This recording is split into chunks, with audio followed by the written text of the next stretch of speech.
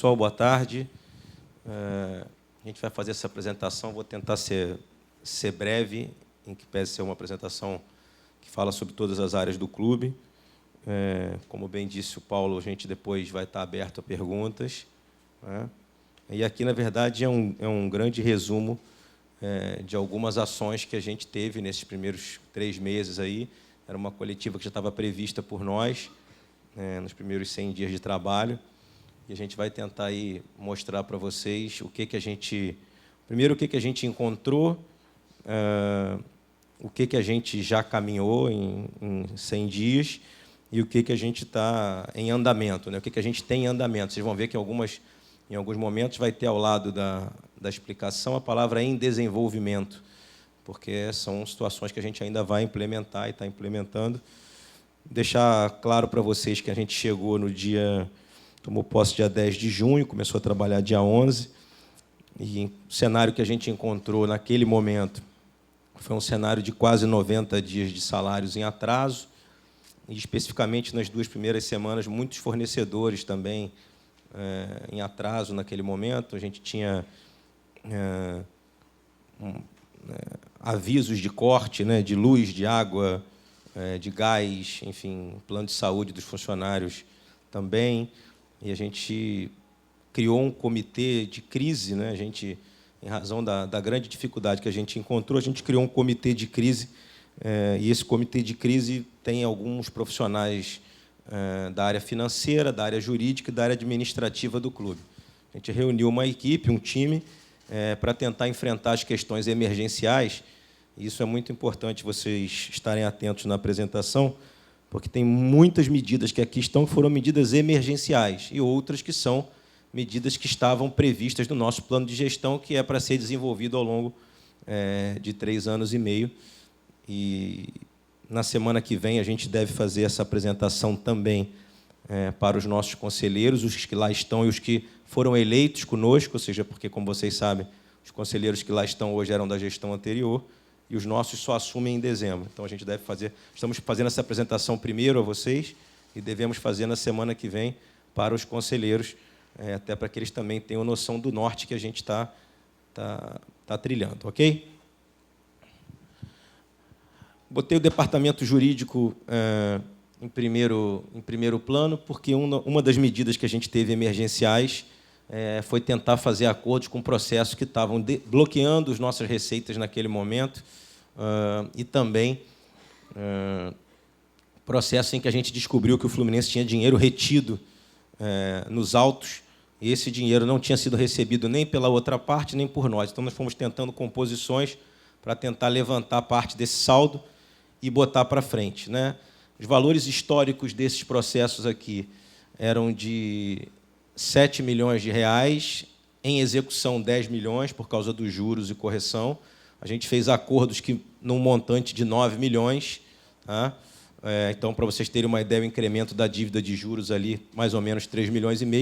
E, com esses acordos, a gente fez uma economia imediata, isso é importante vocês entenderem, de 500 mil reais com esses acordos. Mas, ao longo do tempo, a gente vai ter que fazer uma conta, porque a maioria deles está parcelado em longo prazo. Então, se você imaginar que eu tinha um valor integral, fiz o acordo por isso aqui, e isso está dividido em meses, sem juros e sem correção, com parcelas fixas, no final do pagamento desses acordos, a gente vai ter ainda um deságio muito maior, porque esse valor aqui, por exemplo, tem acordos aqui que foram feitos em 36 meses, por exemplo.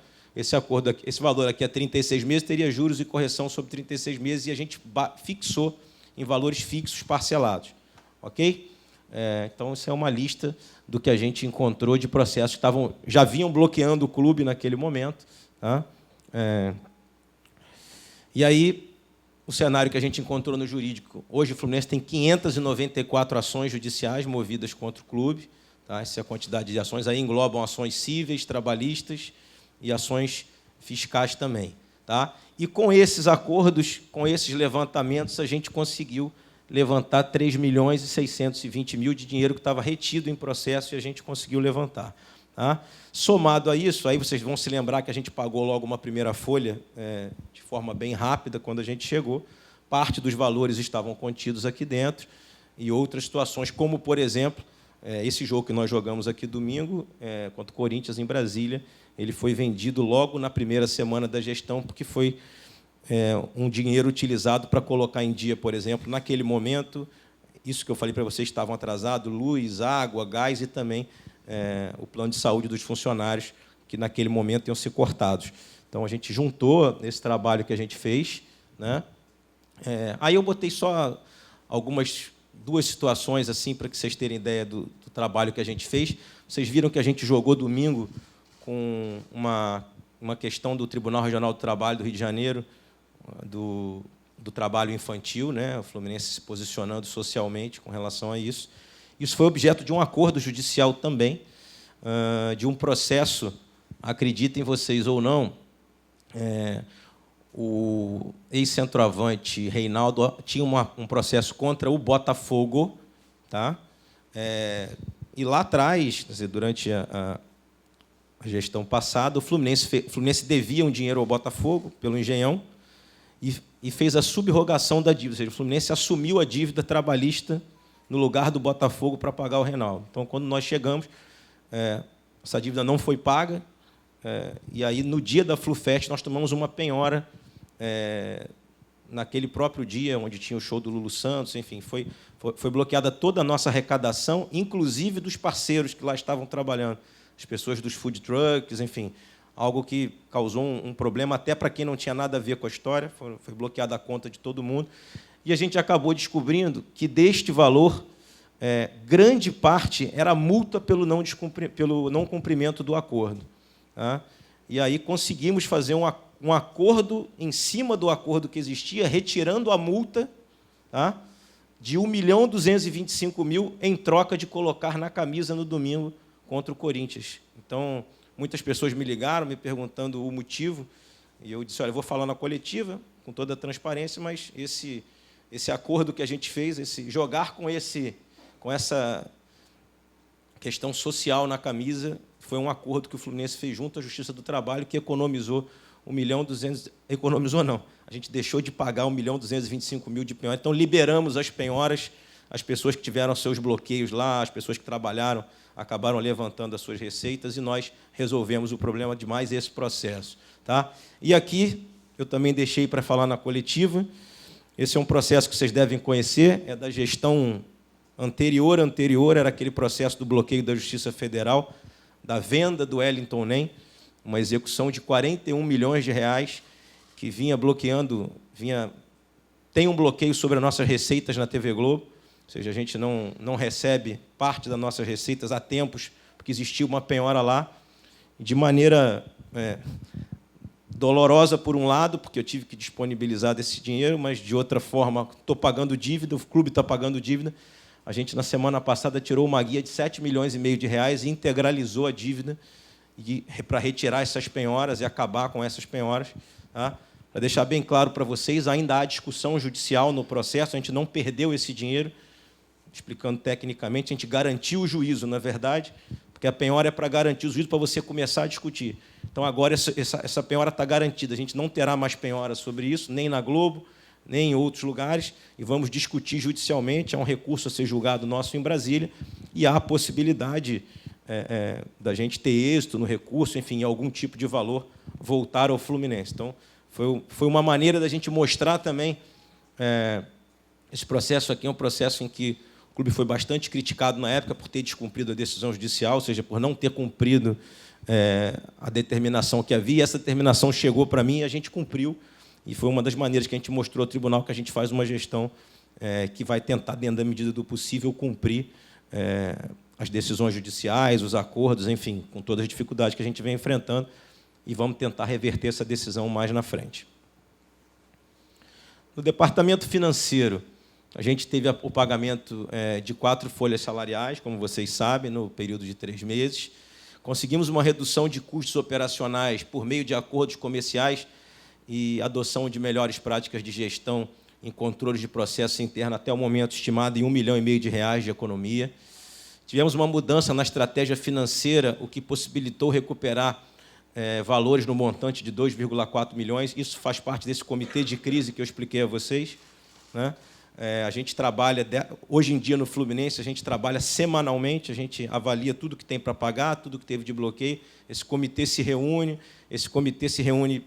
semanal e se fala todos os dias, para que a gente possa atuar gerenciando a dívida. Como eu dizia na campanha, além de você ter que pagar a dívida, você tem que gerenciar a dívida, porque nós temos menos receitas do tamanho das penhoras e das dívidas que a gente tem. Então, se a gente não gerenciar o pagamento, a gente acaba sofrendo bastante. Melhoria no relacionamento com as instituições financeiras de grande e médio porte, possibilitando a captação de valores de 6 milhões. O que significa isso? A nossa equipe financeira que assumiu conosco é uma equipe que vem do mercado financeiro, então eles têm um muito bom relacionamento, porque trabalharam e trabalham em grandes empresas do mercado, e isso abriu as portas para que nós conseguíssemos, por exemplo, dentro desses primeiros 100 dias de gestão, a gente conseguisse fazer algumas antecipações de recebíveis nossos para ir poder ir pagando folha, enfim, para poder ir pagando os fornecedores e pagando os acordos. Então, houve um movimento favorável do mercado em relação à nova gestão. Essa é a explicação que está nesse slide. E a atuação mais ativa, como eu falei para vocês, da presidência e vice-presidência nas atividades operacionais, que é esse comitê de crise. O que aconteceu? Historicamente, o Fluminense, e eu falo isso porque fui um profissional que trabalhei para o clube, historicamente, os vice-presidentes do Fluminense normalmente não trabalhavam no dia a dia, apenas iam ao clube esporadicamente, enfim, apresentavam relatórios, que é a função que está no Estatuto. Entretanto, a nossa equipe de vice-presidentes, logo na primeira semana, se colocou à disposição para trabalhar no dia a dia do clube. Então, a maioria dos nossos presidentes, hoje em dia, vão ao clube todos os dias, especialmente o vice-presidente financeiro, vice-presidente administrativo e jurídico, e aqui não é porque esteja fazendo uma crítica aos outros, muito pelo contrário, mas é porque são as 3 áreas do clube que mais nos afligem, tem mais quantidade de demanda, e esses vice-presidentes atuam muito em conjunto com a presidência e com os profissionais da área, e eles fazem parte desse comitê que a gente montou. Futebol profissional, eu vou tentar ser sucinto também, até porque depois vai abrir para perguntas, eu tenho certeza que, como vocês cobrem o nosso dia a dia aqui, vão ter muitas perguntas para fazer ao Celso, enfim, e a gente aí vai tocar mais rápido, mas a gente fez aquela primeira ação de reaproximação da torcida com o time, abrindo o treino das Laranjeiras, né? Vou deixar a venda do Pedro para o final, para explicar melhor a vocês. As contratações, vocês sabem quais foram. Hoje chegaram essa semana os 2 últimos, o Ourinho e o Lucas Claro. A criação do Centro de Inteligência do Futebol. A gente está fazendo um estudo para um aumento desse setor de análise de desempenho, que é algo que a gente previa na campanha, já estamos trabalhando nisso. Criação da área de ciência de dados e aumento da equipe de analista e scout. A gente vem fazendo gradativamente, em razão das nossas dificuldades, melhorando a quantidade de profissionais, que é algo que eu sempre dizia que é um setor de investimento. Então, a gente precisa investir onde se descobre os jogadores, e a gente está fazendo um trabalho ainda em evolução, até em razão das dificuldades que o clube vem passando. Com relação à venda do Pedro, eu acho que alguns de vocês já fizeram até matéria, enfim, já sabem mais ou menos, mas o Fluminense era detentor de 50% dos direitos econômicos do atleta, acho que isso é fato público e notório, os outros 50% eram do ArtSul.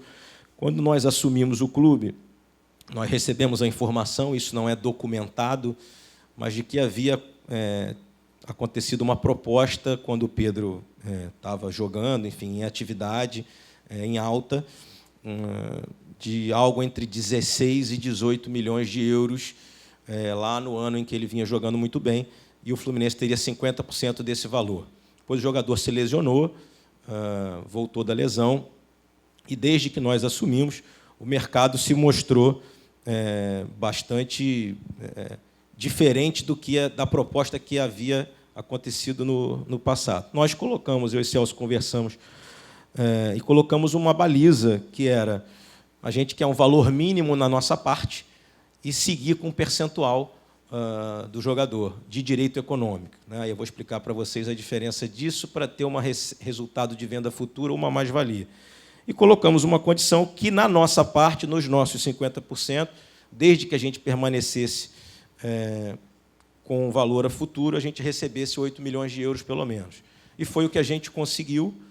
A venda integral foi de 11 milhões de euros por 80% do atleta. Nós, Fluminense, ficamos com 8 milhões de euros, e o ArtSul, que tinha 50%, ficou com 3. Então, se você fizer uma avaliação de quanto o Fluminense, a parte dele, vendeu, era como se o jogador tivesse sido vendido 80% por 16 milhões de euros, que na sua parte o Fluminense recebeu 8. Então, e o ArtSul aceitou ficar com uma parte menor nos seus 50%. Okay? Além disso, nós permanecemos com 20% de direitos econômicos do atleta. Aí sim, lá na frente, aí a gente manteve o combinado anterior de 50-50. Então, o Fluminense fica com 10% dos direitos econômicos na frente e o ArtSul 10% de direitos econômicos na frente. Qual a diferença da gente ter brigado por manter o direito econômico e não colocar uma mais-valia ou um resultado de venda futura? A mais-valia seria a diferença pelo que a Fiorentina pagou e pelo que ela vai vender. Então, se amanhã ela vendesse o jogador pelos mesmos 11 milhões, a gente não ia ter nenhum real, e se ela vendesse o jogador por 20 milhões de euros, a gente ia ter um percentual de 20% sobre a diferença de 20 menos 11. Ok? Resultado de venda futura seria a mesma coisa, eles fariam um abatimento. Nós brigamos para que mantivéssemos o direito econômico. O que isso significa? O Fluminense é detentor de um pedaço do atleta até que ele saia da Fiorentina. Se a Fiorentina emprestar o atleta, a gente tem os 20%. Se a Fiorentina vender o atleta por 20 milhões de euros, a gente tem 20% dos 20 milhões de euros, aí sim dividir 10 e 10, e assim sucessivamente. Direito econômico é todo e qualquer resultado econômico. Aí vocês vão perguntar, e se a Fiorentina vender só 50% do atleta e ficar com 50%? Nós temos 20 sobre os 50 que ela vender e seguimos com 20 sobre os 50 que restou. Tá? Então, assim, nessa conta, na nossa cabeça, minimamente, se o atleta for vendido, tomara que ele faça muito sucesso lá, a gente torce para isso, ele fazendo muito sucesso lá, a Fiorentina é conhecidamente um clube vendedor. Se esse jogador for vendido na frente, por exemplo, por mais de 20 ou 25 milhões de euros, a gente terá recebido no atleta bem mais do que ele chegou de proposta na época em que ele estava em alta. Então, assim, para valores de mercado, a gente considera que foi uma venda muito boa e que a gente também conversamos muito. A situação do clube financeira é uma situação muito difícil e a gente precisa cumprir os nossos compromissos até para que os atletas não saiam, por exemplo, entrando com ações na justiça por falta de pagamento de salário, fundo de garantia. E, para deixar bem claro, eu sei que a coletiva é ao vivo, enfim, eu estou falando com vocês, estou falando com os nossos torcedores. Nos próximos anos, em razão das dificuldades que foram encontradas, a dívida do clube é muito grande, a gente vai precisar continuar fazendo vendas de atleta e, no futuro, a gente torce para que, se o Fluminense estiver muito bem financeiramente, as vendas sejam cada vez maiores.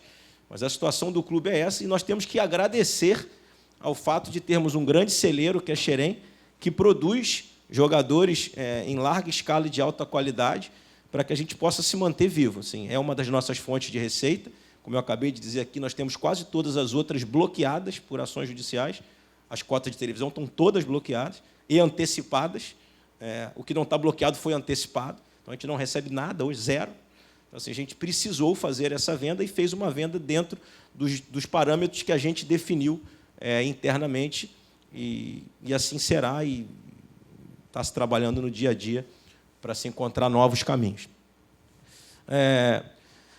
Fizemos uma integração maior da base com o profissional, isso era uma coisa que eu e o Celso também defendíamos, quer dizer, o Celso tem feito reuniões periódicas aqui, o pessoal da base Xerém está sempre frequentando o CT, e vice-versa. Nós já fizemos 2 visitas ao centro de treinamento de Xerém desde que chegamos. Daqui a pouco a gente vai falar um pouquinho de lá. Tá? Então, assim, preparação física, treinamento de goleiro, reuniões periódicas, como eu acabei de falar. Aumentamos o número de scouts também, de profissionais na base, tá? Para que possa ajudar a gente aqui em cima. Tá? E, na infraestrutura, a gente já iniciou a construção do 3º campo aqui, ainda também com dificuldade, por causa da questão financeira. A gente já iniciou a construção do 3º campo, que, fundamentalmente, vai ser utilizado não só para o treino do profissional, como para a integração com o sub-20.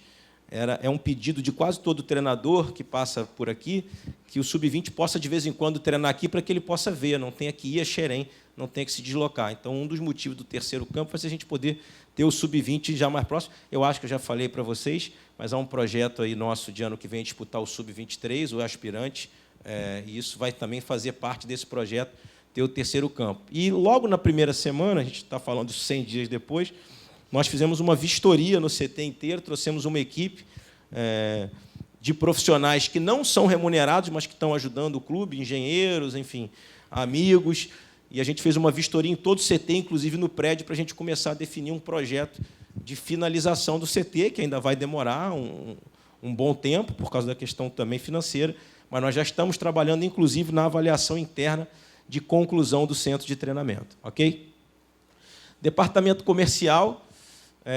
No futebol, a gente trouxe a Cashbet até dezembro de 2019, o Azeite Royal até dezembro de 2020, são os patrocinadores que a gente conseguiu fechar até agora. Patrocínio fechado com a TIM também para o vôlei. A Zinzane renovou o patrocínio para a temporada 2019-2020, também para o vôlei. Tá? A REN TV fez um investimento de 300 mil adicionais ao patrocínio que ela já fazia na base, investindo em ar-condicionado, TV e máquinas de gelo. A REN TV tem sido um grande parceiro nosso na base, já era um parceiro na gestão anterior, a gente manteve a parceria. Tá? Na telefonia celular, a gente fez uma redução de 58% no custo da conta de consumo corporativo do clube, também com acordos comerciais. Tá? Fizemos uma abertura de linha de produtos ligados à telefonia móvel. A presença da marca Fluminense Mastim nas gôndolas, banca de jornal, supermercado e e-commerce também faz parte desse acordo comercial de manutenção do patrocínio do time de vôlei. Tá? A estruturação do CRM, sendo, como sempre, transparente e justo, é uma continuidade de um projeto que já tinha sido iniciado na gestão anterior, porque o vice-presidente comercial ele seguiu conosco, ou seja, nós mantivemos o vice-presidente comercial que estava na gestão anterior. Então, o que é o CRM? Quer dizer, é a unificação da visão do cliente, conhecer e valorizar o torcedor e suas interações com o Fluminense. Nós temos hoje 128 mil cadastros qualificados e higienizados, tá? Com a transformação de mais de 20 bases de dados desconexas. Para vocês entenderem, o Fluminense tinha 20 bases de dados desconexas. Números repetidos, CPFs errados, telefones que não se coadunavam com as pessoas, com os endereços, enfim. Foi feito um trabalho de limpeza disso. E hoje nós temos uma base de 128 mil pessoas já cadastradas. Fizemos uma base unificada, né? Implementamos a ferramenta do CRM, que é utilizada em grandes clubes europeus, ou seja, essa ferramenta foi contratada por uma empresa que faz para grandes clubes europeus. Tá? E aí criamos um projeto de conversão e ativação da base de assinantes, com o início da operação de marketplace, programa de benefícios, tá? Com dados mais qualificados e uma visão mais completa sobre os nossos torcedores e clientes. O que a gente está tentando descobrir? O que o nosso cliente, o que o nosso torcedor quer, o que ele gosta, o que ele curte. E, com essa base, a gente, obviamente, eu boto aqui no final, a gente vai utilizar esta ferramenta para desenvolvimento do nosso novo programa de sócio-futebol. Eu coloquei isso aqui porque muitas pessoas vêm me perguntando na rua, enfim, até nas redes sociais. E o programa de sócio-futebol? Como eu dizia na campanha, nós não vamos implementar algo de maneira assodada, porque certamente nós temos uma grande chance de errar novamente, de fazer um novo plano de sócio-futebol que não tenha adesões. E essas medidas que a gente vem fazendo, de promoções, da questão do telão das Laranjeiras, enfim, todas essas medidas de aproximação com a torcida, ela visa, sim, aproximar, porque é o nosso objetivo, porque a torcida é o nosso maior patrimônio, mas ela visa também que a gente possa dar uma degustação ao nosso torcedor, que ele possa ver o que a gente quer fazer e a gente sentir qual é a reação dele. Ou seja, como é que ele está reagindo às novas medidas que a gente está fazendo. Até para antecipar a vocês, acho que já até são nas nossas redes sociais, nós mantivemos a promoção do jogo contra o Avaí para os próximos 2 jogos, contra Santos e Grêmio. A Sul vai custar R$40 e a Leste R$10, meia entrada na Sul 20, meia entrada na Leste R$5. E aí, fazendo um novo desafio à torcida, se a gente, nos 2 jogos somados, tiver mais de 50 mil pessoas, a gente vai fazer uma nova promoção lá adiante, porque a gente pretende desenvolver o plano de sócio-futebol para apresentar no início de 2020, já com ele pronto e organizado. Então, é por isso que a torcida tem que nos entender, no sentido de que nós estamos criando várias situações para que eles possam curtir e para que a gente possa ver se eles estão curtindo e se eles estão comprando as nossas ideias. Ok? Comunicação e marketing. Aí aqui já são números que eu acho que são interessantes. Desde que a gente assumiu, acreditamos que ainda não temos essa solidez conclusiva do resultado, mas acreditamos que a gente tenha tido esse aumento de sócios.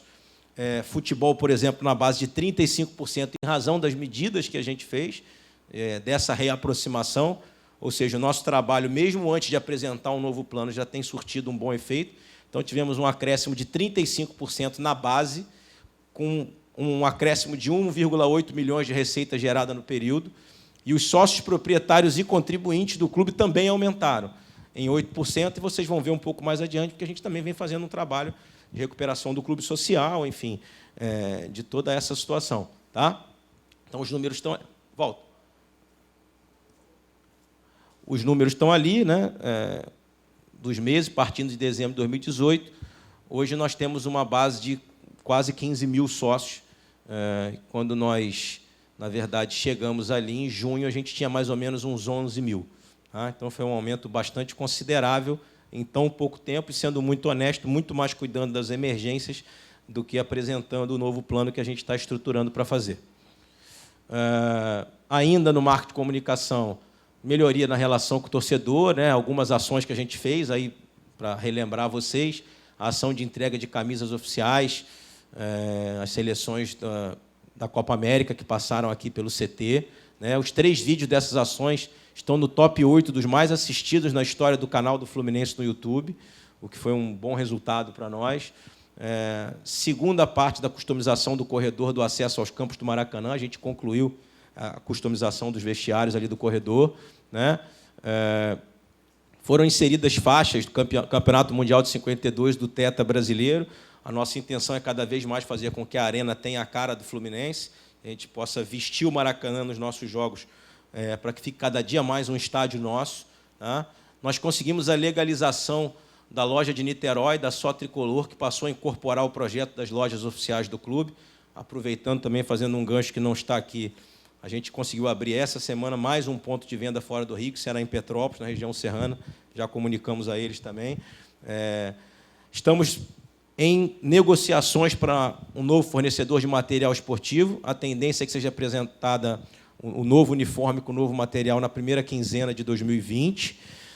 Para deixar bem claro, eu falo isso abertamente, a própria Under Armour já nos comunicou ao clube, até antes da minha chegada, que já não ficaria no futebol, não só no Fluminense, mas no futebol em geral. Nos deu uma autorização para negociar, então nós estamos negociando, autorizados pela Under Armour, eles têm ciência de que nós estamos negociando. E aí, um outro dado numérico, o Fluminense tem 41 fornecedores licenciados hoje, com 1.331 produtos, e nos últimos 100 dias nós conseguimos fazer 5 novos contratos, 7 renovações e 13 novas empresas em prospecção e negociação. Quer dizer, a gente segue caminhando bem também nessa área de licenciamento de produtos, sendo muito honesto, temos que melhorar muito ainda, mas estamos trabalhando firme para isso. Redes sociais, os nossos números são um crescimento de 7% em relação ao início da gestão no Instagram, tivemos 36.373 seguidores a mais, aumentamos 14.900 mais ou menos no Twitter e 445 no Facebook em usuários. Flu TV, quantidade de minutos assistida, mais do que o dobro em relação ao mesmo período do ano passado. Visualizações em vídeo, aproximadamente o dobro em relação ao mesmo período do ano passado. E inscrições, crescimento de aproximadamente 10% em relação ao mesmo período do ano passado. Então, nós, na verdade, estamos comparando período a período e mostrando que o clube vem em crescimento. Tinha menos de 500 mil seguidores no Instagram, por exemplo, hoje tem mais de 500 mil seguidores. Foi esse acréscimo de 36 mil pessoas. Desenvolvemos um livreto de metodologia para Xerém, criamos um programa visual de ambientação com refeitório do Vale das Laranjeiras, lá do CT também, porque a gente está dando uma repaginada lá para ambientar melhor os meninos que lá estão. Né? Criamos a campanha de sócio-torcedor por atingimento de meta, foi no jogo contra o Corinthians, eu fiz uma meta, e aí nós demos também, mais uma vez, uma degustação, ou seja, quem após aquele jogo, num período, aderisse ao sócio-futebol, teria o primeiro mês de graça, e a gente fez essa campanha também, o que já teve uma boa adesão, e vamos continuar fazendo outras promoções como essa. E, em relação à imprensa, a gente já criou essa coletiva periódica, que, na verdade, ela passou a ser, teoricamente, quinzenal, mas ela, em razão dessa coletiva de hoje, a gente não fez na semana passada. A tendência é que a gente siga podendo manter vocês informados e o nosso torcedor também, sendo, como sempre, muito transparente. A gente já tinha essa ideia, mas num bate-papo nosso aqui, após uma coletiva em off, alguns jornalistas falaram que acharam interessante que a gente viesse aqui falar algumas coisas, dar explicações técnicas sobre o dia a dia do clube. Nós conversamos com a comunicação concordou. Então, isso faz parte também de um pedido do nosso torcedor, óbvio, da questão da transparência, que a gente vai sempre trilhar esse caminho, e também de poder atender vocês na medida do possível e manter vocês informados com mais informações concretas. Alguns eventos que foram feitos, o Treino das Laranjeiras, como eu já falei, com a presença de milhares de torcedores. A FluFest já existia, então, para deixar bem claro, já era um projeto do clube. A gente modificou um pouquinho, a gente criou a Semana FluFest. A gente entende que a FluFest não deva ser uma festa única, deva ser uma semana que atenda a todas as idades do clube, a todas as classes sociais, enfim. Então, a gente teve o show do Lulu, fizemos um show da Maria Rita, que fez parte da FluFest, e também de uma criação de um selo.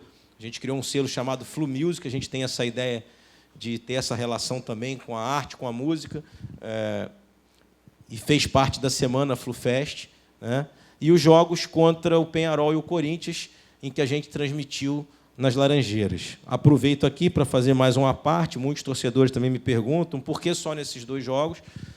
Por questões até financeiras, fazer o telão das Laranjeiras tem um custo, em que pese ser uma festa extremamente popular, porque a entrada é uma entrada bem acessível, enfim, mas o custo de fazer a festa não é um custo barato, tem a questão de forrar o campo, para que o campo possa ser utilizado depois pelas divisões de base. Então, a gente teve que pagar pela aquela cobertura.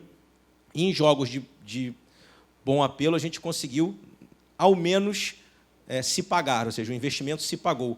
E eu já fiquei feliz com isso. Ou seja, eu atendi a torcida, criei um baita ambiente e, ao mesmo tempo, se pagou. Em jogos de menor apelo, a gente, se fizer aquele tipo de evento, a gente vai ter prejuízo financeiro. Então, podem ter certeza que vão acontecer novos eventos como esse, mas sempre em que a gente tiver um apelo maior, porque a gente tem montagem de palco, a gente sempre bota uma atração musical, que é barata, enfim, mas que tem custo. E num clube com as nossas dificuldades financeiras, a gente acaba tendo que apertar em todos os lugares. Mas vai continuar, vamos ter novamente, conto com a torcida. E esse é mais um exemplo da degustação do sócio-futebol. Por isso que a gente sempre, nesses eventos, a gente prioriza o sócio-futebol. Ou seja, o sócio-futebol ganha brinde, paga menos, para a pessoa entender que, se convertendo em sócio-futebol, ele vai ter acesso a todos esses eventos e o Fluminense vai ter uma receita fixa melhor para pagar o seu time de futebol. Outros eventos que foram feitos, a FluRank já existia, o Circuito Olímpico aconteceu pela primeira vez na nossa gestão, a ação de portas abertas no último fim de semana de julho, não sei se vocês tiveram ciência disso, mas nós fizemos uma ação de portas abertas, nós abrimos o clube todo para as pessoas que torcem para o Fluminense, não são sócios contribuintes, nem proprietários, nem sócio de futebol, com 2 objetivos, para que quem não é sócio tenha condição de se tornar e quem não é sócio não tem condição poder conhecer o seu clube do coração. Então, a gente vai fazer essas ações, vai seguir fazendo essas ações. Tá? Tivemos o lançamento do selo oficial do aniversário do clube. Isso aqui era um pedido dos ex-atletas do clube de que na FluFest tivesse um lugar para eles, um stand para eles. Foi feito também. A gente tem trabalhado nessa reintegração de pessoas que fizeram história no Fluminense.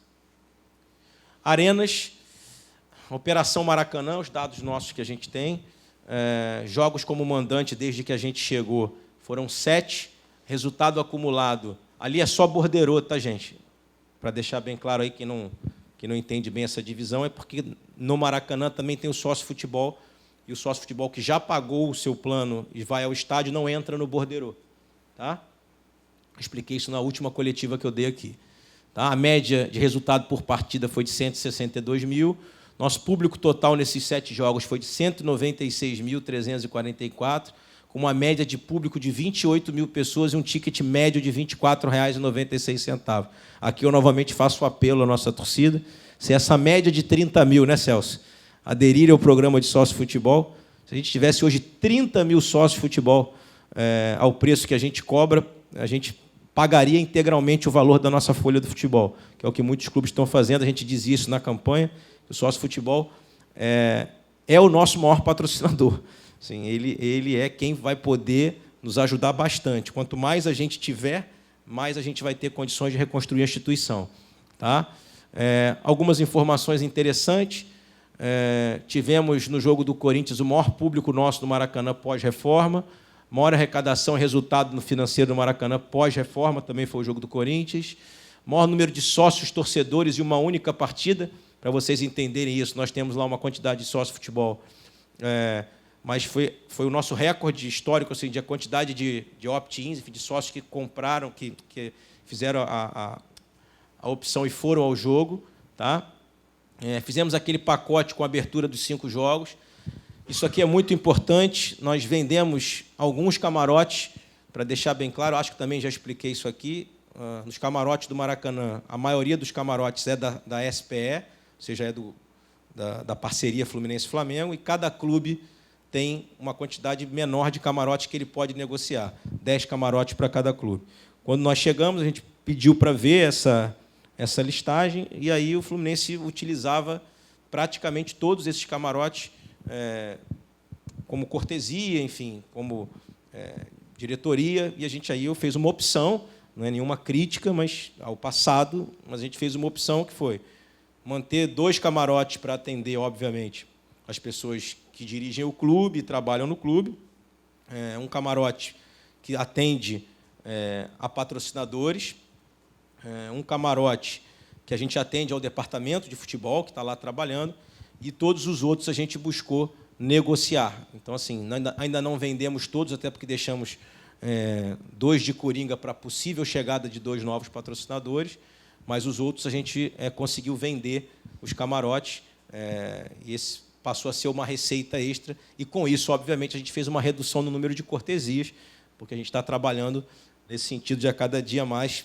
tentar buscar receita de todos os lugares, e o clube precisa desse trabalho. Tá?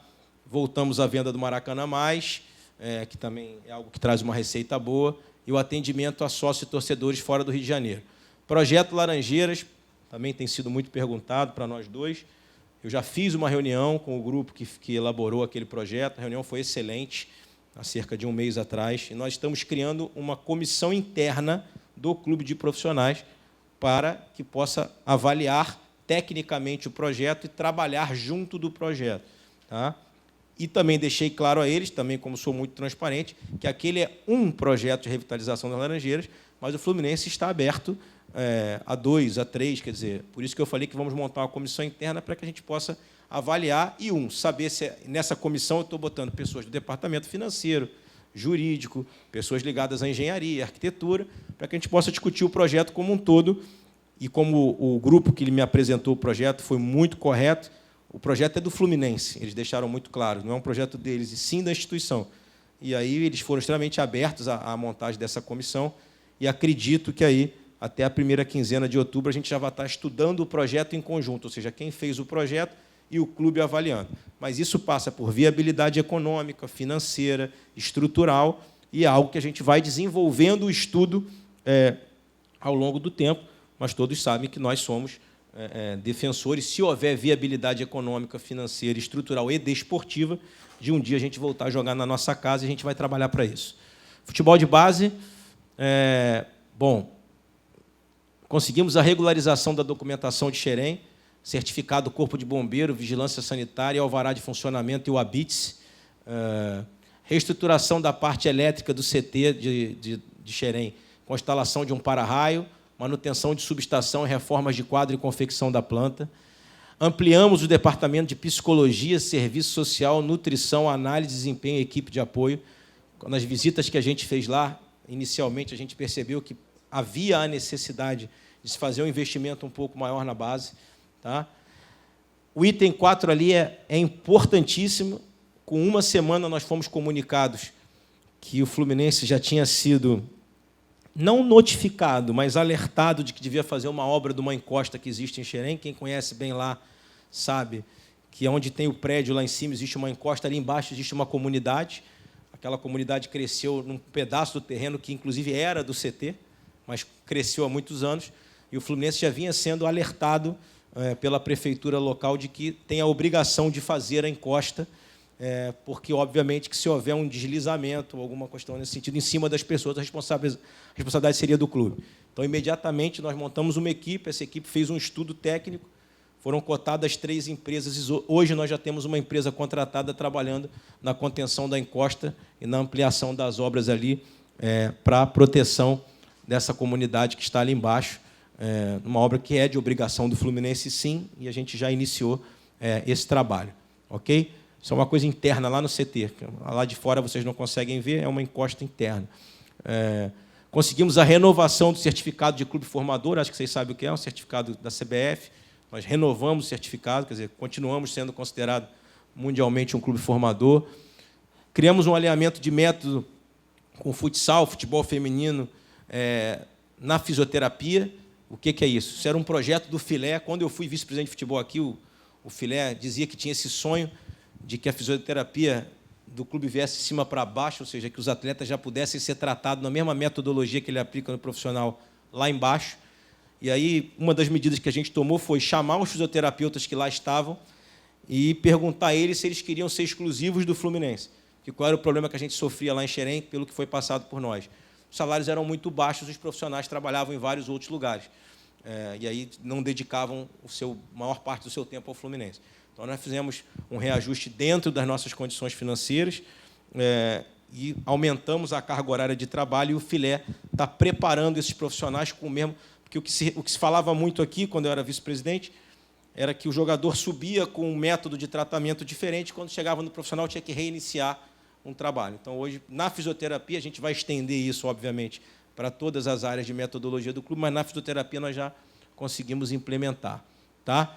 Implementamos uma coordenação de treinamento de goleiros, porque quem chegou lá, o atual gerente da base, o diretor executivo da base, fez um diagnóstico de que o Fluminense tem formado poucos goleiros ao longo dos últimos anos, e aí se entendeu que, primariamente, que isso era também falta de quantidade de profissionais para trabalhar melhor os goleiros. Tinha pouco profissional para trabalhar a quantidade de goleiro que nós tínhamos, e isso foi criada uma coordenação, foi colocado um coordenador para o treinamento de goleiros.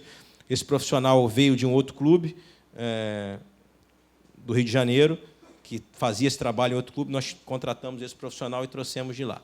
Criamos a supervisão técnica, sub-20, sub-17, sub-15, e do Guerreirinhos. Vocês já devem saber, foi a chegada do Ailton, do Duílio e do Cadu. Por que esses 3 nomes? O Ailton é um treinador que já dirigiu muitos clubes profissionais recentemente, com uma boa atualização profissional, ficou com o sub-20, que vai ser esse treinador que vai participar da integração da base com o profissional, especialmente quando a base vier treinar aqui.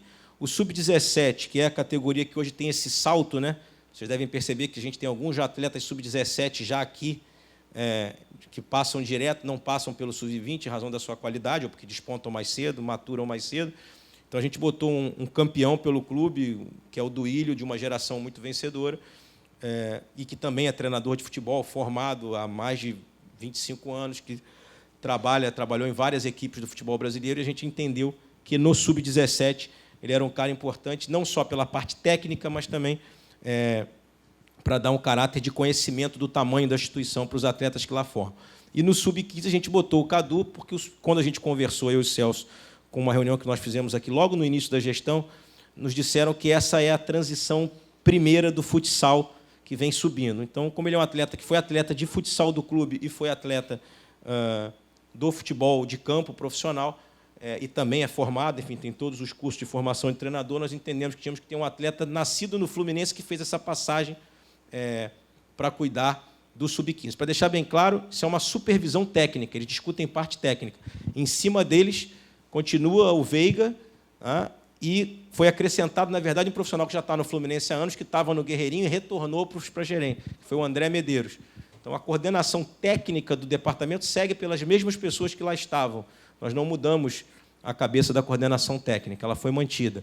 Nós criamos a supervisão técnica para ter esse contato do ex-atleta, que é profissional, ou seja, que estudou, se preparou. E aí, no Guerreirinhos, como subiu o André Medeiros para Xerém novamente. O coordenador técnico do Guerreirinhos assumiu o lugar do André e nós precisamos trazer um profissional para botar na coordenação técnica do Guerreirinhos. Não sei se vocês sabem como funciona o Guerreirinhos. Os Guerreirinhos são franquias das escolinhas do Fluminense, ok? E há uma supervisão técnica do Fluminense das escolinhas, porque os bons atletas das escolinhas são captados e levados para Xerém. Tá?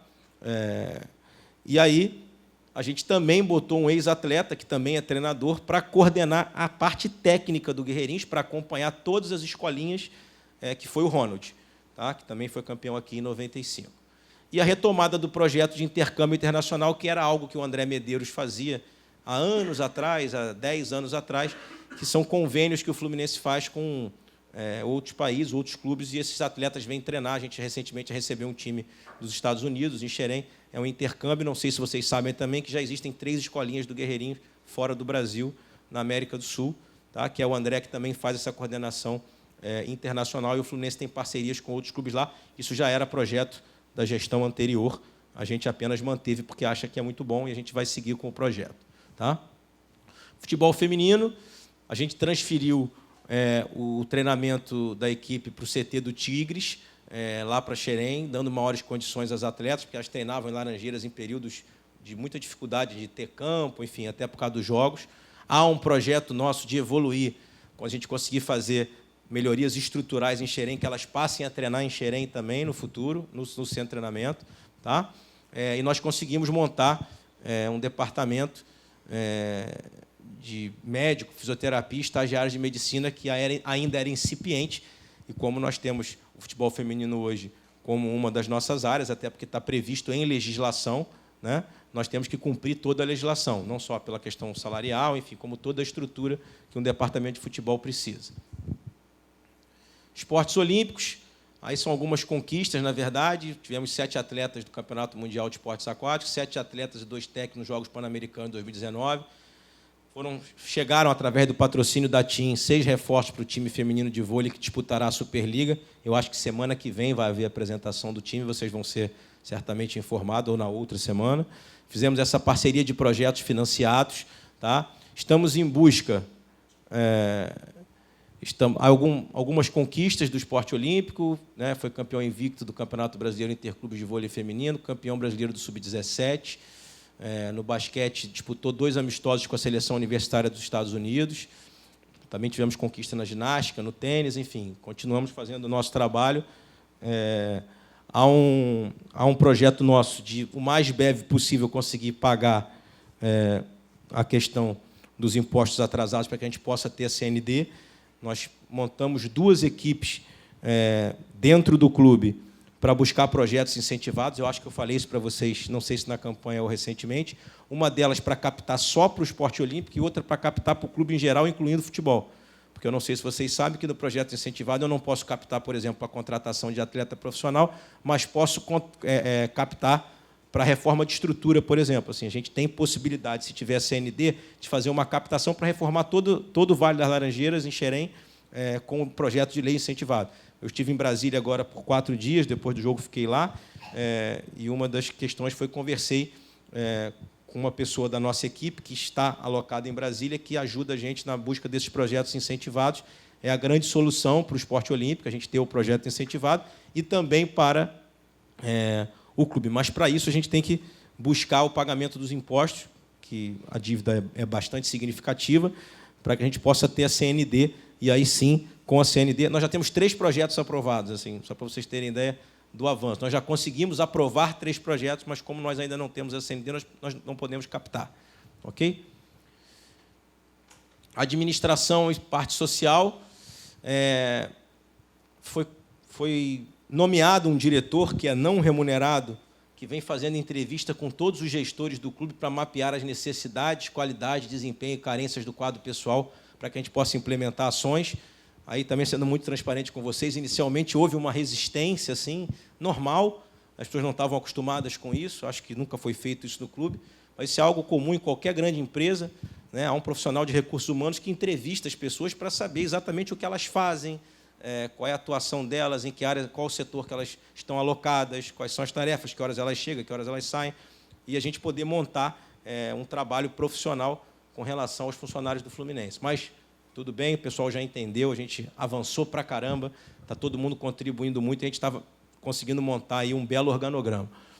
Recrutamento e seleção, a gente mudou os procedimentos para qualificar a procura e escolha dos colaboradores. Integração do recém-admitido na cultura, história e valores do clube.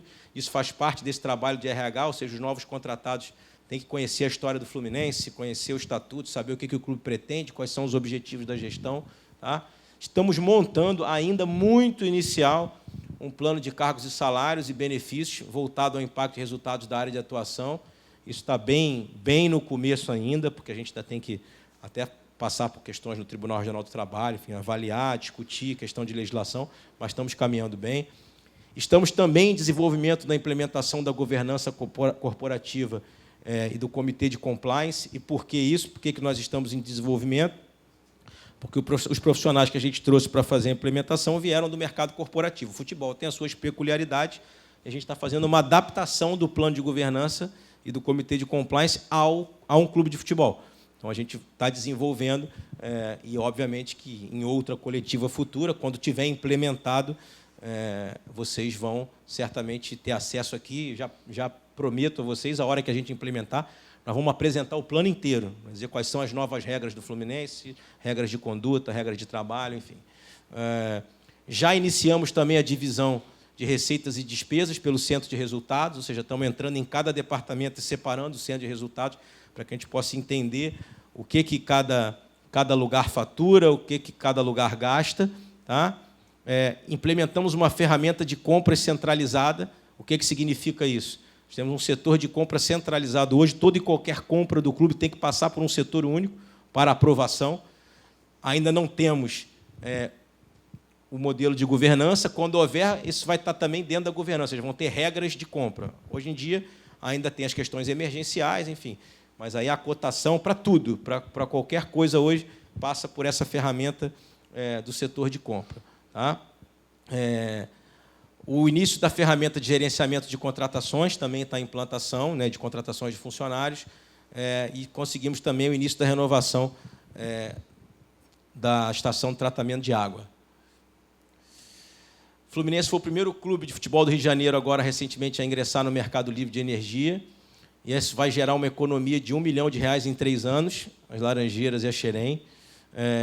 Tivemos o maior controle de consumo e sustentabilidade financeira com isso, tá? E a energia comprada proveniente de fontes renováveis, energia limpa. Um trabalho que já vinha sendo desenvolvido também, e a gente deu o segmento. Dentro do clube, bares e restaurantes, a gente já iniciou o projeto de reabertura do Bar dos Guerreiros.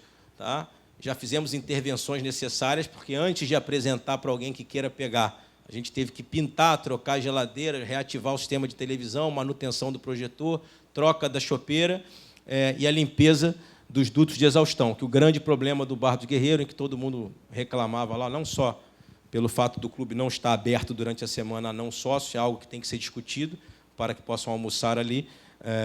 Além disso, reclamamos muito da questão da exaustão. A gente então já fez um trabalho gerencial, nossa equipe atuou dentro, ajeitou, e nós já estamos em negociações com 2 possíveis restaurantes, que queiram assumir novamente o Bar dos Guerreiros. Salão Nobre, a gente fez uma reforma parcial do teto localizado no mezanino, que se encontrava com infiltração. O Parque Infantil, a gente já desenvolveu pintura do piso e algumas áreas degradadas pelo tempo. Já estamos orçando novos brinquedos, enfim, para fazer uma melhoria, porque estava muito ruim também. E a nossa piscina, quando a gente chegou, o grande problema é que os pagamentos estavam atrasados de quem estava reconstruindo a piscina. E aí a obra estava parada. A gente fez um esforço, porque a quantidade de sócios do clube, em geral, reduziu bastante com a paralisação da piscina. Imagina um clube social num lugar como o Rio de Janeiro, que faz sol quase o ano inteiro, não ter a sua piscina funcionando.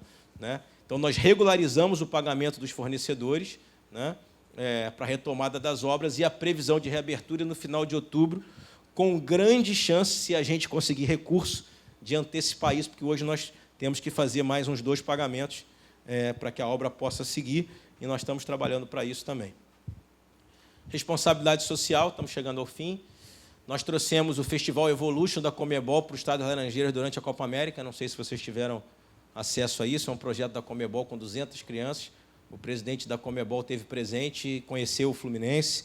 Foi uma conversa muito boa. Ele é paraguaio, enfim, sabia da nossa história com o Romerito, fez questão de conhecer a nossa sala de troféu, ficou encantado com o nosso estádio centenário. Então, conheceu toda a nossa história, foi presenteado com a nossa camisa, com o livro. Fechamos a parceria para sediar uma das fases da Copa dos Refugiados, em parceria com a ONU. Criamos e elaboramos um calendário anual de ações sociais, vocês vão receber depois, o Fluminense vai ter um calendário anual de ações sociais, e vocês vão ser sempre informados para que possam fazer a cobertura. E fizemos visitas já também ao governo municipal e estadual, nas secretarias e órgãos, visando justamente cumprir esse calendário e criar novas parcerias. É isso, gente. Presidente, aqui, à sua esquerda. Tudo bem? Desculpa, Pedro. Não, tudo bem. Uma das principais críticas dos senhores à gestão passada, que também foi uma das principais bandeiras, né, da sua campanha, foi a questão da defesa institucional do clube perante todos, né?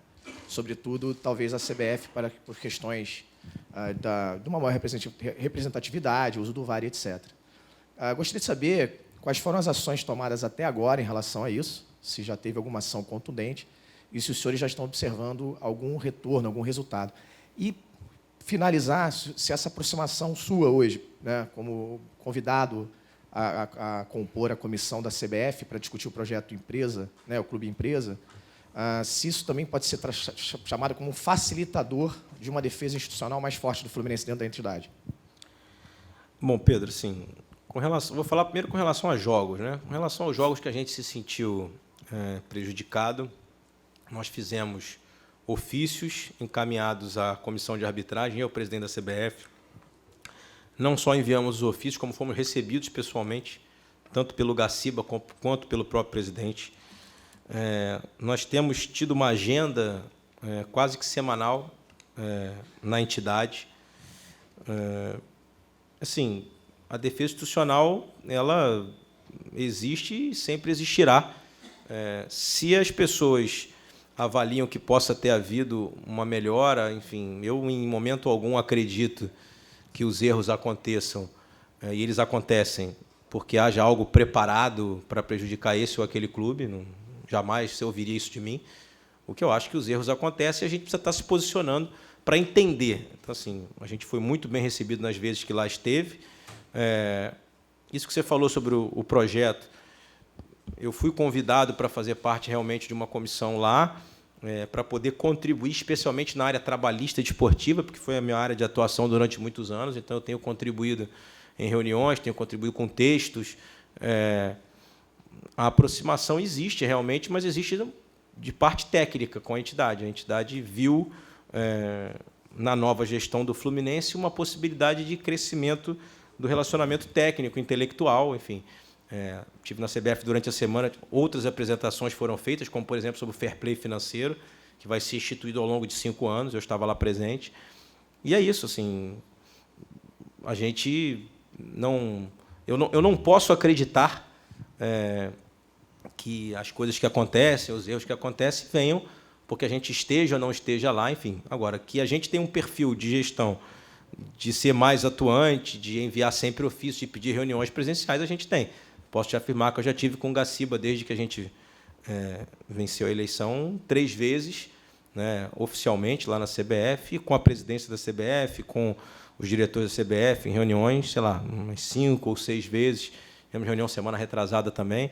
O Fluminense está sempre lá, pode ter certeza disso. A gente tem hoje uma atuação, eu diria para você que semanal. Já tínhamos a representação das entidades, mas eu entendia que é importante que o presidente e o vice-presidente também se relacionem dessa forma. Então, hoje existem críticas sempre em relação a tudo, mas a gente está trabalhando para reconstruir o clube em todos os setores, inclusive nesse.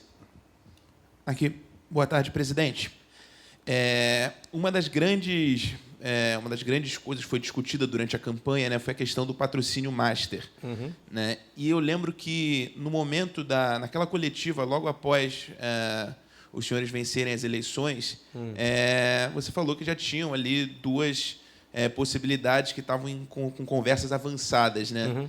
Então, eu queria saber, na verdade, como é que essas conversas avançaram, se é que avançaram, e como é que a questão do patrocínio master evoluiu durante esses 100 dias, avançou, regrediu, retrocedeu, né? Então, como é que essa questão avançou? E aí, só também em cima disso, saber como é que essas conversas funcionam. Se existe, por exemplo, algum pré-requisito que o clube faz, algum valor mínimo, por exemplo, de patrocínio, alguma exigência, por gentileza.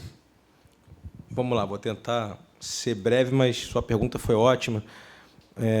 O clube, a camisa do clube, o uniforme do clube, ele é dividido por propriedades, ok?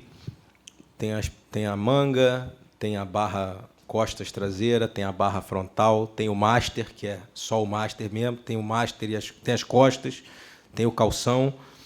O Fluminense tem um parâmetro de quanto custa o seu uniforme. Quando a gente falou naquele período, nós fomos procurados, na verdade, por 2 empresas que se interessaram em expor a marca na nossa camisa.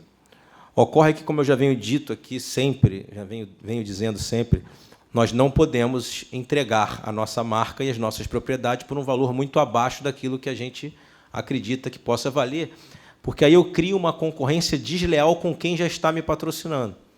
Então, imagine você que eu dei um preço para o patrocinador que veio para o omoplata, dei um preço para o patrocinador que veio para a barra costas, e se agora ele é surpreendido com um patrocínio master num valor muito abaixo do que eu tinha dito para ele que custava, única e simplesmente porque eu tenho que dar uma resposta de que tem que ter uma marca na minha camisa por um valor que não é condizente. Então, assim, a primeira regra é essa: as propriedades são divididas por valores. As empresas que nos procuraram inicialmente tendo uma ideia de valor. Quando viram o valor que custa um patrocínio master, inicialmente deram uma retraída, depois voltaram a conversar conosco. As conversas, aliás, continuam. Qual é o grande problema que nós dois enfrentamos? Nós entramos numa eleição, num mandato no meio de um ano, e as verbas de marketing, de patrocínio nas empresas são definidas no final dos anos anteriores. Então, essas empresas que seguem conversando conosco queriam pagar, neste ano de 2019, um valor muito abaixo do que valeria, porque eles estariam fazendo um esforço financeiro para tirar uma verba que não estava prevista. Então, o que nós optamos? Em seguir conversando, tentar encontrar um caminho que eu não prejudique quem já está me patrocinando e possa tê-los agora, e, se não conseguir, que eu consiga para 2020 no valor que seja o valor condizente com a camisa do clube. Para ser mais claro ainda, o fato de vocês verem uma série de clubes com patrocinadores master não significa que esses valores estejam de acordo com os valores de mercado. Os valores reduziram muito, hoje são muito menores do que eram, exceto alguns clubes que têm uma questão exponencial de imagem, de marca hoje maior. Há uma média Brasil, e muita gente, eu não vou citar nome, está fazendo isso que eu estou te falando, está ocupando a maior propriedade da camisa por um valor muito, muito abaixo do que vale, e até em composições financeiras, como empréstimos, por exemplo. Então, assim, nós criamos um modelo onde nós precisamos revitalizar a instituição em todos os sentidos. E isso passa também pelo posicionamento de marca. Qual é o posicionamento de marca? Não adianta, porque nós temos várias outras conversas, só para você saber, para as propriedades menores, né? Continuamos com conversa. Então, assim, você imagina se uma empresa que está conversando comigo, uma propriedade menor, descobre que eu entreguei a propriedade maior por qualquer valor. Eu vou causar um conflito interno, e daqui a 2 anos eu não vou ter patrocinador nenhum. Então, antes de qualquer coisa, eu tenho que ser correto com quem está me ajudando nesse momento, né? E óbvio que a gente oferece pacote, viu? Em que sentido? Olha, se você quiser pegar mais de uma propriedade, a gente aí faz um desconto, porque você está englobando tudo. Então, essa discussão também está sendo... E aí, por exemplo, patrocínio pontual por jogo é oferecido. Mas isso faz o quê? Isso diminui a minha marca. Ou seja, no momento em que eu mostro para o mercado que eu estou vendendo jogo a jogo, eu estou mostrando para o investidor o seguinte: ele está numa necessidade tão grande em vender essa marca, ele está vendendo pontualmente por qualquer valor. Então, eu quero que as pessoas acreditem que a gente está se posicionando de maneira firme e forte para tentar o melhor possível. É isso. Presidente, aqui, ó, Tarek, tudo bem? Boa tarde.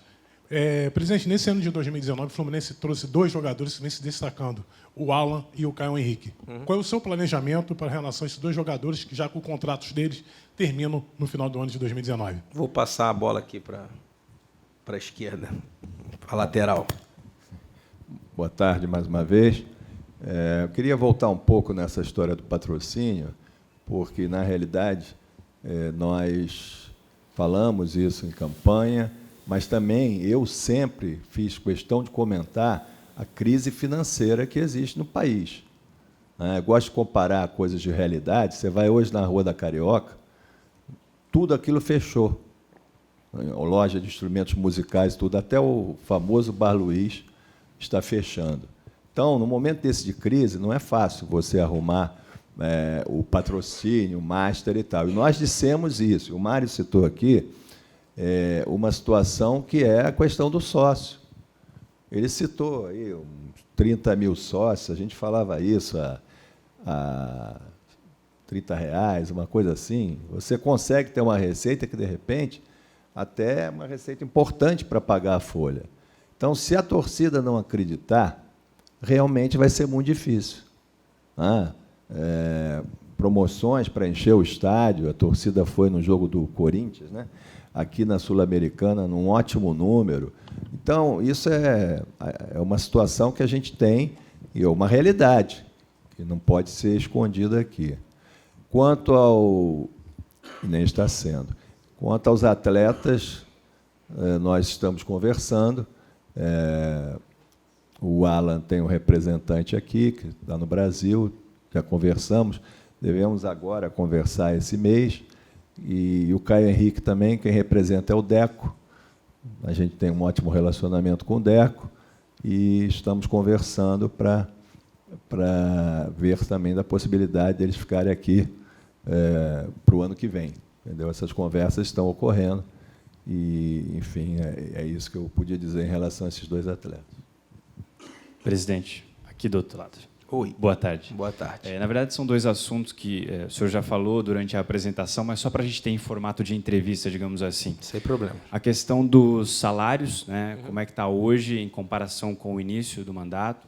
E, dentro dessa questão financeira também, que o senhor falasse brevemente, novamente, sobre a questão da venda do Pedro. Tá bom. Vamos lá. Sobre os salários, quando a gente chegou, estava quase fazendo 90 dias, 3 meses atrasado. Nós chegamos em junho, estava atrasado abril, maio, ia fazer junho, atrasado. Então, hoje nós pagamos abril, maio, junho e julho. Estamos devendo agosto ainda, que venceu agora em setembro, no 5º dia útil. Tá? Estamos trabalhando para tentar equacionar, mas você viu durante a apresentação que eu te disse que nós tivemos que recolher uma guia de R$7,5 milhões de reais. E isso equivale a quase 2 folhas nossas, integralmente. Estou falando folha salarial sem os custos do clube. Por isso que durante a apresentação eu falei que por um momento foi doloroso. Eu sabia que eu estava pagando uma dívida, que eu estava, na verdade, integralizando uma dívida para discuti-la. Ao mesmo tempo, eu tinha me planejado naquela semana para botar em dia, e não é fácil você passar e ver o quanto as pessoas se dedicam, trabalham pelo clube. Ou seja, estou falando dos funcionários em geral, são 600 funcionários, são 600 famílias, multiplica isso por uma média de 3, 4 pessoas, você vê o peso que a gente carrega de não pagar as pessoas, né? Então, isso é uma coisa, a gente luta, a gente conversa diariamente sobre isso. Prioridade sempre é pagar o salário, entendeu? Porque não dá para ver as pessoas trabalhando, passando por necessidade. Com relação ao Pedro, como eu te expliquei, o Pedro, nós tínhamos 50% somente dos direitos econômicos do atleta. Recebemos informações do mercado de dentro do clube, que na época áurea do atleta chegaram propostas máximas de 18 milhões de euros, lá na época, pelos 100%. Então, se cumprisse os 50-50, o Fluminense teria lá na alta um valor aí entre 8 e 9 milhões de euros seco, no geral. Nós entendemos que o atleta veio de uma lesão e, obviamente, aí o mercado olha isso com desconfiança, ou seja, há um declínio na performance, o atleta ficou salvo engano, 8 meses sem entrar no campo. Isso é uma eternidade para um atleta profissional de futebol. Foi ao torneio de Toulon também, não foi bem no torneio de Toulon, isso jogou um pouco mais para baixo. E as propostas que chegavam, para ser muito transparente a vocês, a máxima que chegou foi a proposta da Fiorentina. Outros clubes sondaram, mas era sempre 8 milhões de euros por 100%, 7 milhões e meio por 100%, 9 por 100%, até que chegou a proposta da Fiorentina e a gente tinha balizado internamente de que a gente queria mínimo de 8 milhões de euros na parte do Fluminense. É como se o atleta tivesse sido vendido, em tese, por 16 de euros. E aí, quando chegou a proposta de 11 de euros por 80% do atleta, na verdade, chegou uma primeira proposta de 10 por 80%, nós brigamos, conseguimos jogar 1 milhão de euros a mais, então ela subiu para 11 por 80%.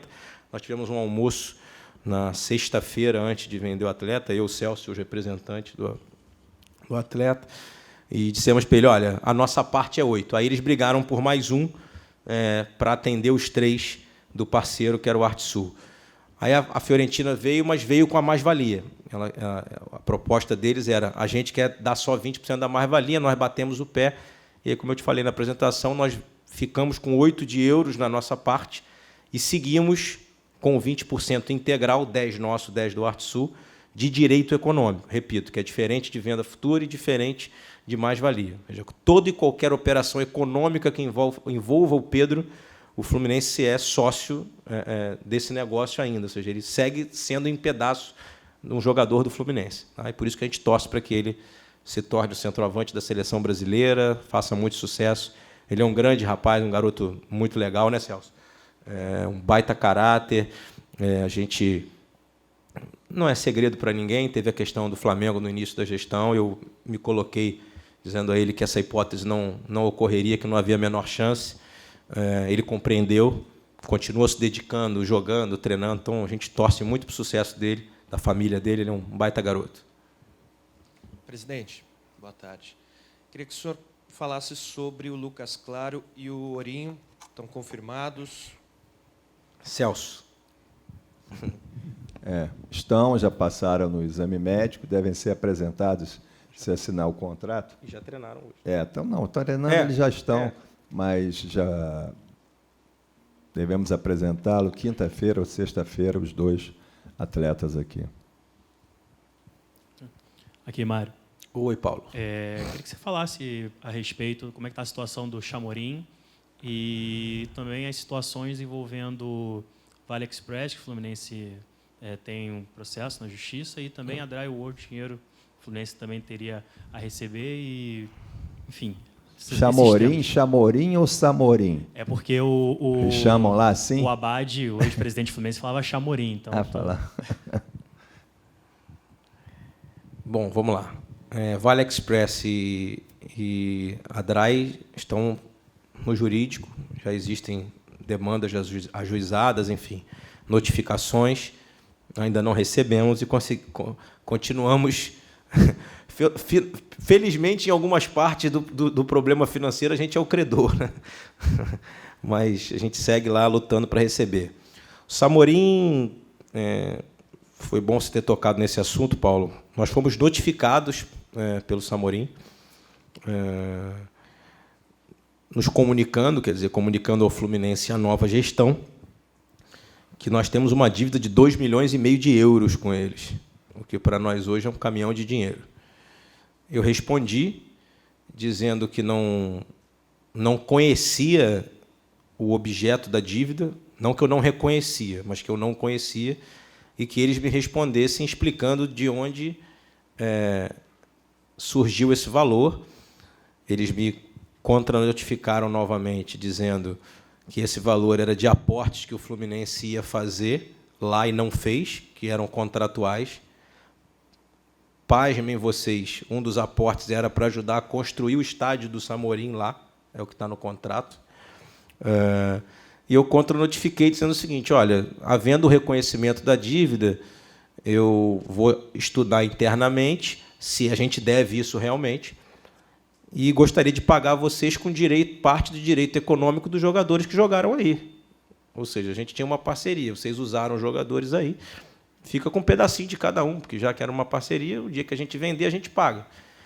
Eles me contranotificaram novamente, dizendo que não aceitavam a nossa proposta e que iam ajuizar um processo na FIFA contra nós. A gente, então, os notificou, pedindo que eles apresentassem uma prestação de contas sobre tudo que o Fluminense investiu e quais foram as contrapartidas que eles deram. Eles aí nos contranotificaram novamente, dizendo o seguinte: olha, quem cuidava disso aqui era uma pessoa do Fluminense, pergunta para ele. Então, agora nós estamos não notificando, mas enviando comunicados e e-mails a quem representava o Fluminense lá, para que essas pessoas prestem as contas para nós sabermos se a gente deve realmente aquele valor ou não. E, se for devido, eu tiver um processo na FIFA, eu vou ter que pagar. Quer dizer, quando digo eu, o Fluminense. Mas é surpreendente que a gente um clube do nosso tamanho, da nossa grandiosidade, da nossa magnitude, construa uma parceria com um clube desconhecido, num lugar longínquo, e a gente seja surpreendido com uma notificação de que a gente deve 2,5 milhões de euros, que, repito, pagaria 3 folhas nossas de salário. Então, isso é para vocês verem. Isso não estava na apresentação, mas, repito, foi ótima pergunta, porque vocês verem, isso são todos os dias, né? Todos os dias a gente acaba recebendo uma situação dessa. Estamos em negociação. Como vocês já conhecem a nossa maneira de trabalhar, se ficar comprovado que é devido, nós vamos pagar, né? Mas vamos esmiuçar até a última página do contrato para saber se a gente tem que pagar esse valor mesmo. Como o presidente falou, eu acho que a gente tem que perguntar quem criou essa história do Chamorim, né? Ó. Tudo bem, presidente? Boa tarde. Boa tarde. Você passou ali na apresentação a questão dos gastos do Maracanã, né? Queria só tentar entender um pouco melhor como é que, na gestão, que o clube de futebol tem essa questão que vocês dependem do desempenho do time, né? E aí, quando o time acaba não indo tão bem assim, eu imagino que é mais difícil você conseguir atrair torcedores e tudo mais. Uhum.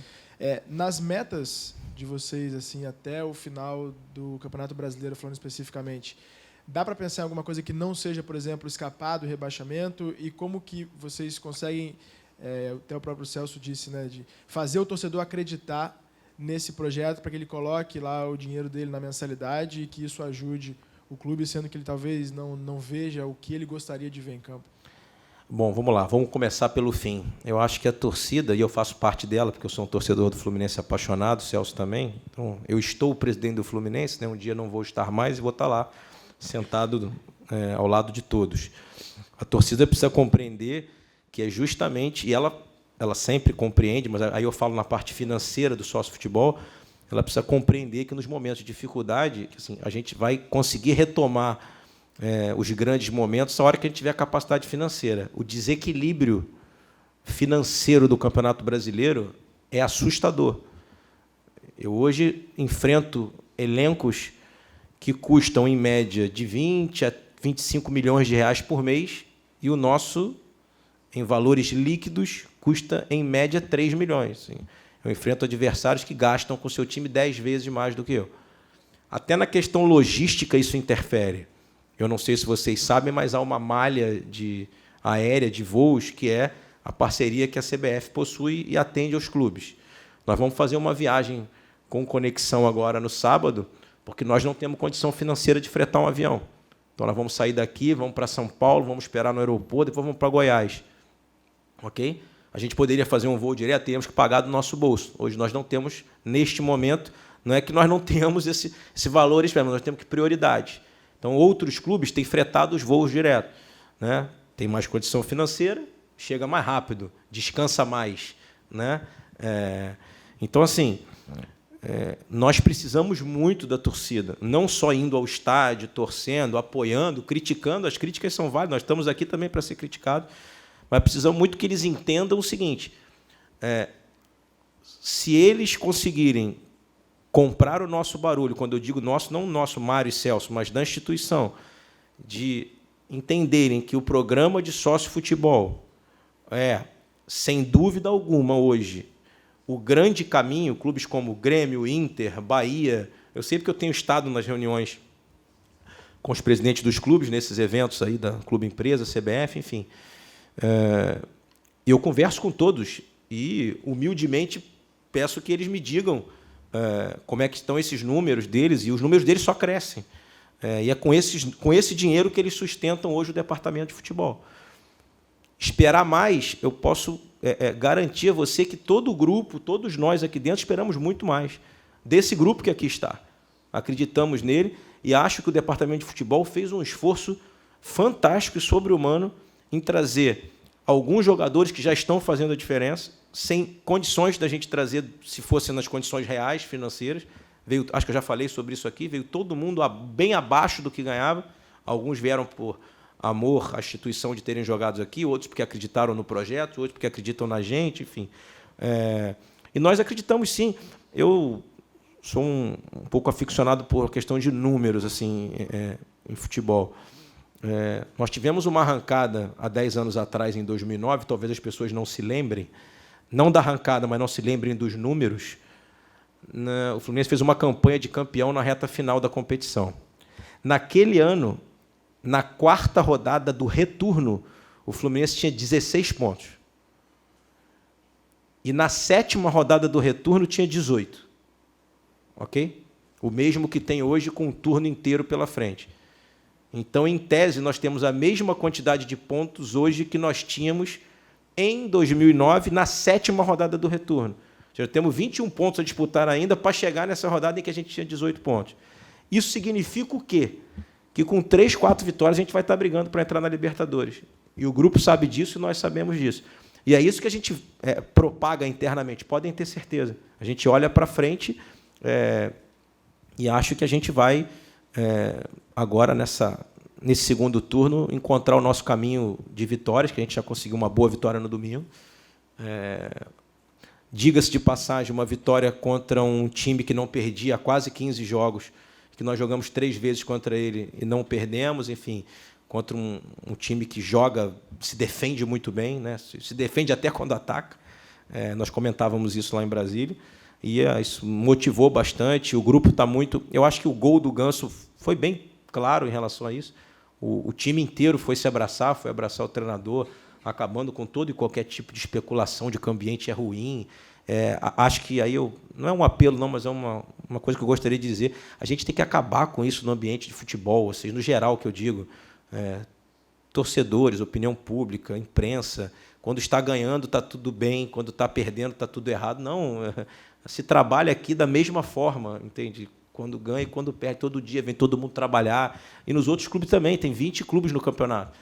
Todos estão trabalhando com seriedade. Aí há a diferença de dinheiro, de elenco, de erros de arbitragem que a gente teve, pelo menos uns 3 ou 4, que poderiam, hoje, a gente poderia estar no meio da tabela, certamente. Enfim, há todo um contexto, e por isso que o futebol é apaixonante. Então, eu gostaria muito que a gente tentasse começar a mudar essa cultura de as pessoas quererem criar um ambiente ruim, brigas. Assim. A verdade é que o time estava perdendo. E aí, quando está perdendo, querem encontrar um monte de casa de marimbondo aqui dentro. Não tem, os jogadores se gostam, o grupo é excelente, as pessoas que trabalham são excelentes, quem comanda o futebol é excelente. Aí ganha, todo mundo, tá vendo? Não, ganhou porque o outro time... Então, as pessoas brigaram no Corinthians durante a semana. Não, a gente foi superior, você venceu. É isso. E aqui está ao meu lado, eu não participei como advogado, mas não dentro do futebol, mas ele participou de 2 conquistas como patrocinador em 2010 e 2012, e certamente deve ter tido um monte de problemas, intercorrências ao longo daqueles 2 anos, e ninguém falou porque o Fluminense foi campeão. Entende? Então é isso, assim, a gente tem que mudar um pouco essa cultura. Boa tarde, Mário. Boa tarde, Celso. Mário, você tocou brevemente no assunto CND, durante a sua explicação, a sua apresentação. Queria que você pudesse, se você pode falar um pouco mais sobre esse assunto. O que está impedindo? Obviamente é dívida, mas como está essa negociação para tentar equacionar essa dívida? Enfim, se há alguma projeção de quando o clube consegue retomar as CNDs. E aproveitando, queria saber sobre o Profut. Eu lembro que no finzinho da gestão passada, o prazo para o clube estava sendo cobrado por dívida de parcela, não tinha dinheiro para pagar. Hoje, como é que está essa situação? Está tudo em dia ou não? Está em negociação? Fala do Profut também, por favor. Vamos lá, CND. também de maneira muito transparente, está havendo um trabalho interno do Departamento Financeiro, a nosso pedido, da diretoria, para que a gente encontre o valor real de que a gente tem que pagar. Por quê? Porque desde o primeiro dia que a gente chegou, eu fiz alguns pedidos e as informações financeiras vieram um pouco truncadas. E aí eu fiz um pedido que parasse o departamento para cuidar disso e que apresente para nós o valor real. A maneira de solucionar é ter dinheiro no caixa, tirar uma guia e pagar. É isso, sendo muito transparente com você. Numa próxima receita que a gente tenha boa, a gente poder fazer essa quitação. Com relação ao Profut, nós conseguimos pagar parte do que estava atrasado e nos mantivemos vivos. Porque eu não sei se você sabe, existem algumas regras até que seja decretada a saída de um clube do Profut. Então, nós conseguimos pagar para nos manter vivos nas regras. Então, hoje nós estamos dentro, exceto de algo que já estava perdido quando a gente chegou. Perdido, que eu digo, já havia um início de processo de exclusão no Profut do FGTS. Tá? Então, nós estamos com um recurso para sermos reincluídos, no sentido de que a gente entende que as regras aplicadas para a exclusão não foram as regras corretas, enfim, que o Fluminense ainda teria uma chance de não ser excluído. A gente segue pagando, mesmo assim, tirando as guias do parcelamento, que é um valor menor, e eu te diria que a gente tem uma boa chance de retornar. Então, a gente retornando, a gente vai poder voltar a pagar o valor que é devido. Mas é isso, que a gente precisa de dinheiro para poder... O que é importante vocês entenderem, já que você falou de dívida novamente, é o seguinte: a dívida do clube é muito grande, parte dela é equacionada e cerca de 150, 170 milhões são de curto prazo. É isso que está impedindo a gente de ter fluxo de caixa e sobreviver. Se a dívida fosse toda equacionada, ou seja, se ela fosse do tamanho que ela é, mas ela já tivesse dividida em parcelas, a gente apertava os parafusos em todos os lugares, ia ter que diminuir, e quando eu digo isso, isso inclui também o departamento de futebol, ia ter que diminuir para continuar pagando o parcelamento. O nosso problema é que a gente vem cumprindo os parcelamentos e tomando penhora de tudo que é lugar de dívidas de curto prazo, fora as dívidas que sequer estão ajuizadas, de pessoas que se relacionam com o Fluminense, ou seja, players do mercado, que notificam a gente extrajudicialmente, dizem: olha, porra, me ajuda aí, paga, senão eu vou entrar com a ação. Assim, se entrar, vai ser mais uma penhora. Vocês devem ter visto aí que a gente recebeu uma penhora na venda do Pedro, de uma empresa ainda da venda do Gerson, que o presidente anterior ao Abad não quitou essa dívida. Então, assim, era uma dívida da venda do jogador, do percentual. Então, agora, quinta-feira, vocês devem estar sabendo disso também, nós temos uma audiência de conciliação para tentar fazer um acordo. E, obviamente, que nesse acordo a gente vai perder um bom pedaço do dinheiro, né? Então é isso, esse é o nosso dia a dia. E por isso que a apresentação começou jurídico, financeiro. Aliás, é algo que a gente criou também na gestão. Assim, a gente cuida o dia inteiro dos problemas e, no final do dia, a gente se reúne sempre para falar dos projetos, ou seja, do para frente, do planeamento, até para ter vigor, né, que já está no nosso hino, para acordar no dia seguinte, continuar trabalhando e reconstruir o clube. Mas foi a última pergunta? Tem mais alguma? É também sobre isso, até aproveitar que você tocou no assunto penhoras. Além dessa penhora da venda do Pedro, que era referente à venda do Gerson, o clube está sofrendo com outras decisões judiciais por causa das demissões que foram feitas no final daquele ano, pelo WhatsApp, enfim. Uhum. São valores que estão sendo também penhorados e que, claro, atrapalham o clube ainda mais. Sim. Sobre esses acordos que foram feitos ou não foram feitos, Uhum. essas ações, o clube esperava economizar um valor que já sabe que não vai economizar, imagino, mas o que pode ser feito nesse momento para diminuir o dano que foi feito com essas demissões, assim, que são ações que estão crescendo, que algumas o Fluminense antes não vinha nem cumprindo o acordo que tinha feito. Sim. O que está sendo feito nesse sentido e se tem alguma coisa que pode ser feita para reduzir o dano do que foi feito com essas demissões? A gente já tomou uma das penhoras do processo do Marquinhos, né, que era um acordo descumprido. Na Justiça do Trabalho, não sei se vocês sabem como funciona, mas se parcela a dívida, os juízes, em média, colocam multa de 60% a 70% sobre o saldo remanescente. Então, assim, os valores... Essa soma dessas demissões por WhatsApp hoje giram em torno de 70 a 80 milhões de reais. Ok? Então, você imagina que se só 10% deles resolverem me penhorar semanalmente, eu tenho uma penhora semanal de 8 milhões. Né? Então, o que a gente faz? A gente entra em contato, estamos tentando parcelar a dívida e colocar no meio das parcelas intermediárias com valores mais significativos, para que a gente consiga reduzir o valor global. Para te ser muito honesto, Caio, assim, se a gente já conseguir parcelar em 30, 36, 40 meses, sem juros e correção, no final de 40 meses, como eu falei na apresentação, você vai ter um deságio monstruoso, porque era algo que era 8, ia valer 16, você pagou 8. Mas o que a gente está tentando, assim, mostrando extremamente boa-fé, é tentar ainda reduzir o que tem hoje, ou seja, voltar o valor do principal, pagar um bom pedaço, entendeu? Por isso que, às vezes, a gente tem algumas situações, acho que eu falei isso numa coletiva recente, a gente tem jogadores que a gente considera por escala na base. Né? O que os clubes que têm mais situação financeira melhor que a nossa hoje fazem? Eles classificam os jogadores das classificações de momento, tá, gente? Menores, eles vão vendendo para fazer caixa, para poder vender melhor as joias, que a gente chama. Então, por isso que a gente fez a venda do menino do Leandro. Estamos em negociação de um outro menino que é sub-20 e não bateu no profissional várias vezes. Mesmo caso do Leandro, e voltou e foi suplantado por 3 jogadores da mesma posição do sub-17 que passaram ele, mas pintou uma possibilidade de vender. A gente vai tentando que, com essas receitas que a gente recebe, e tenta ir matando alguns processos. Né? Se a gente conseguisse um valor gigantesco de uma vez só, eu te digo que eu acho que a gente conseguiria matar as nossas dívidas, essas de curto prazo, aí, com 30%, 40% de deságio. Mas nós não temos o dinheiro à vista, e aí precisamos de criatividade. O que a gente tem usado muito é criatividade. Essa operação desse acordo de botar na camisa foi criatividade. Né? Não tinha dinheiro, foi na criatividade.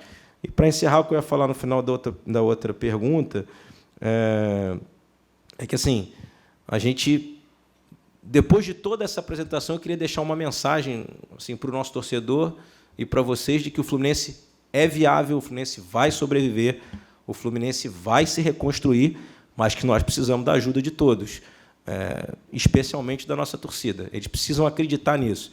A gente tem que estar unidos.